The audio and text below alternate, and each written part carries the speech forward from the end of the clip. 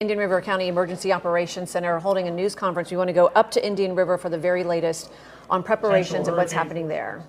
On what the track of Hurricane Ian's post-landfall track is. These winds are expected to start today at approximately 2 p.m. and last through Thursday, tomorrow at 9 p.m.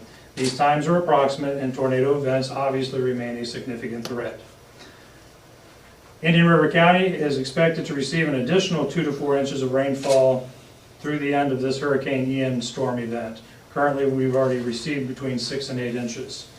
The Indian River County Emergency Operations Center is at a level 1 activation, and we have brought in part our law enforcement partners, fire rescue personnel, the Indian River County Health Department, Florida Power and Light, and also our amateur radio club.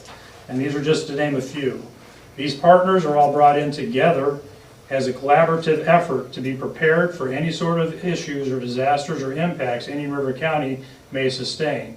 As a team, when an issue comes up, these groups of individuals come together to find solutions and to solve the problems. Each entity that's in this is in our EOC right now is dedicated to making our community as safe as possible and to get through this storm event with as minimal impacts as possible. Currently, the Emergency Operations Center has its Emergency Information Center activated. This is designed so that members of the public can call in with questions or concerns. It's open right now through 5 p.m. The number is 772-226-4000. Currently, Indian River County has 3 emergency shelters activated with approximately 67 people sheltering in place. These shelters are as follows. The Treasure Coast Elementary School, which is our special needs shelter, that is located at 8955 85th Street in Sebastian, Florida. That's also known as County Road 510. Liberty Magnet School is located at 6850 81st Street in Vero Beach, and that is our pet-friendly shelter. And then the Freshman Learning Center, which is located at 1507 19th Street in Vero Beach, that's our general population shelter. And with that, I'll go ahead and turn it over. Good afternoon, everybody. Eric Flowers, Indian River County Sheriff. I want to thank the entire team that's inside working here at the EOC, as well as all the men and women, first responders that are out there on the streets right now, working hard to keep our community safe. A few things that we want to cover today. First and foremost, if you do not have to go out today, if you do not have to go out tonight or into tomorrow, please avoid the roadways. We have localized flooding in certain areas. You don't know how deep those areas are. Please avoid the roads unless you absolutely have to go out. There's no reason to be out driving around. I know there's curiosity. We'll try and put up as many videos and things that we can from our folks so you can see what's happening and see what's going on. We'd ask that you please stay inside, hunker down, and just get comfortable through the duration of this storm. We don't need any additional injuries for people just out joyriding or out sightseeing. Additionally, Ryan mentioned the 226-4000 number, 772-226-4000.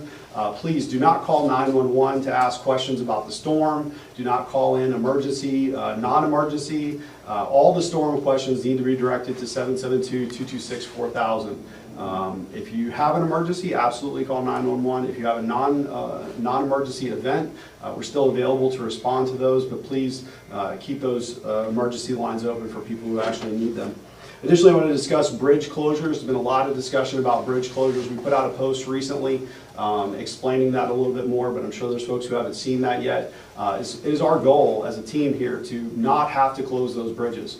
Under a normal storm tracking from the East Coast, we do an evacuation of the islands, and in this situation, we've not issued any evacuation orders, and so there are folks that are on that island who are over there, and it is not our intention to trap them on that island. So if something comes up where they are, moving about, we understand that. We know that you may have a need to get off of the island for whatever reason, and we're going to do our best to keep those bridges open. However, that's not to say that there might not come a time during this storm where wind speeds reach a level where we do have to close them temporarily. And so we don't want folks worked up about that or nervous. We know that causes a lot of panic. People get worried about bridge closures, and we just want to assure people we're going to do our best to keep those open as much and as long as we possibly can.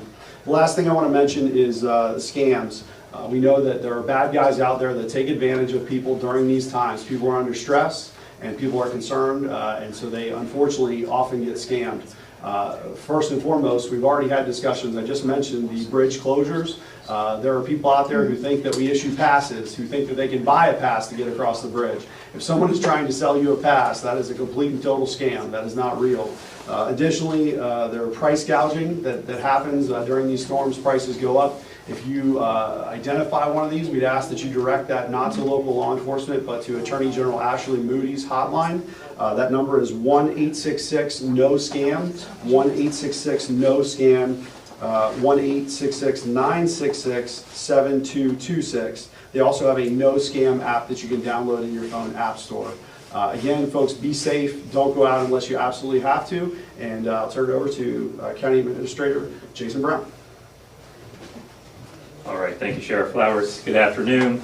So this event, typically we associate hurricanes with wind. We are expecting to have tropical storm force winds with this hurricane. However, the big issue is rain. That's the major threat on this storm. As Ryan stated, we've received about 6 to 8 inches of rain that has caused some flooding in some localized areas.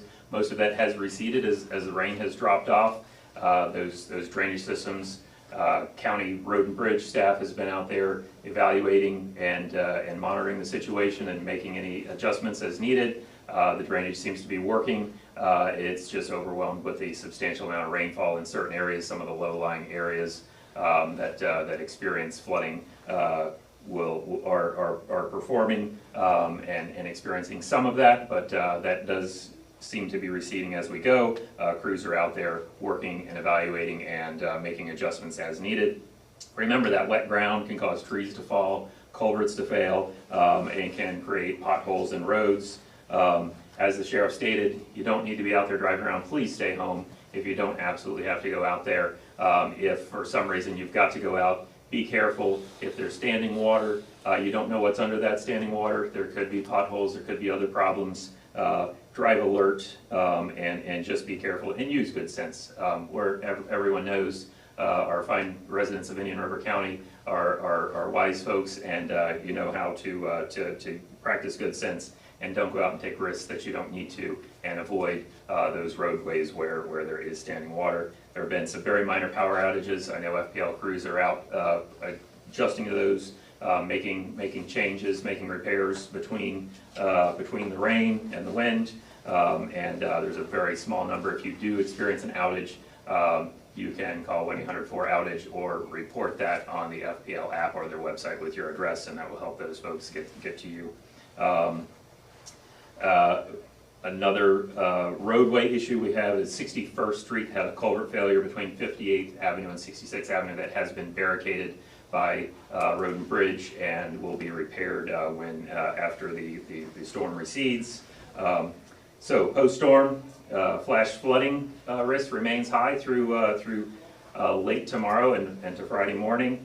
A housekeeping business, garbage waste, which was suspended today, will also be suspended tomorrow. Will resume Friday. We will be suspending recycling collection for the rest of the week. So if your collection was supposed to be Wednesday, Thursday, or Friday, we will get that picked up Friday or Saturday, and then next Monday we will resume normal operations for collection of garbage and recycling. The landfill and our customer convenience centers are expected to open at noon, and please check posted notices for updates. We have an announcement on our Facebook page about the garbage collection changes.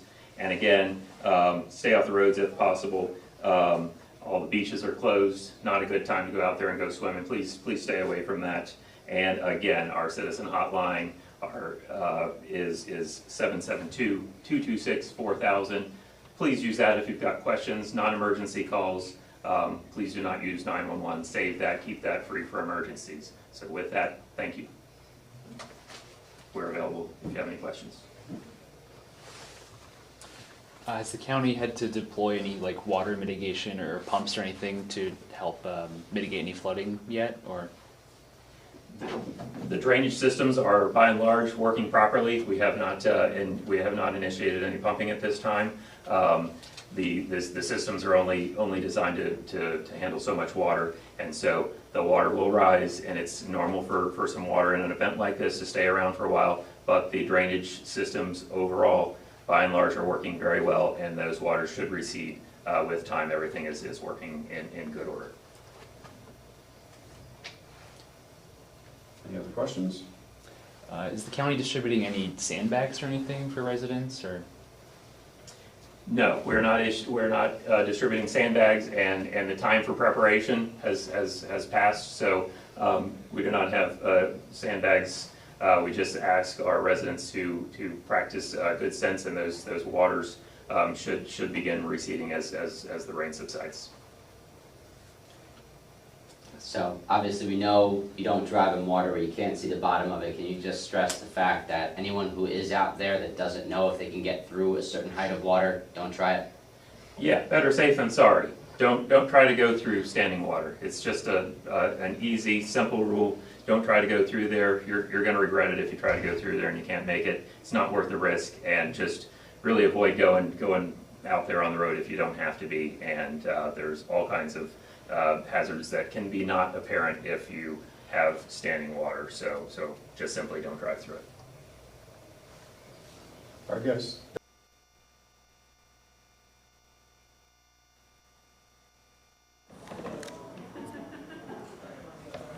All right, you're listening to Indian River County emergency officials. They are at the highest activation level, asking everybody at this point to stay indoors and to listen to your emergency leaders as the storm continues to make its way onshore. I'm joined now